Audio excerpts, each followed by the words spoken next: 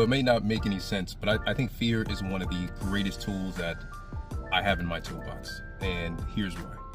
Whenever we're feeling fear, we usually push everything away that makes us feel that feeling.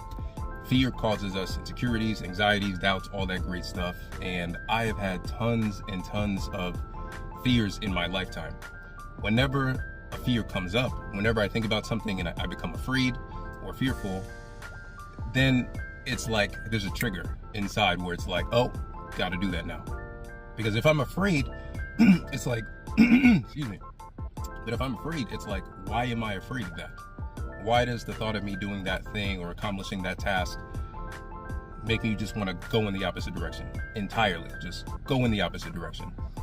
So when I feel that fear and I ask that question, it's usually because what I'm afraid of will expand me in ways that I feel like I'm not ready for yet.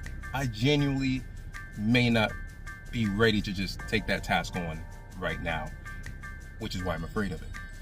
So when I feel that fear, it's like, oh, gotta go do that now. Gotta go conquer that now. Gotta go take care of that now. And that doesn't mean that when I go do it, it won't be hard, it won't be challenging, it won't push me through all of my limits.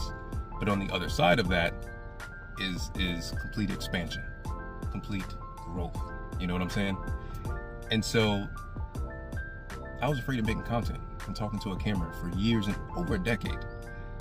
But I was afraid of it. I realized I was afraid of it, so I had to tackle that, had to start getting on here and not trying to be perfect.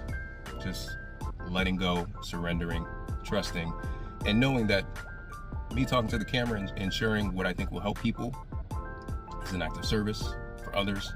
It will expand me. And, we're all a soul tribe. We're all connecting with each other. And there's no bad things about sharing my authenticity, sharing who I am, sharing my spirituality, sharing the music I love, sharing what makes me laugh. Be afraid, do it anyway. Be afraid, do it anyway.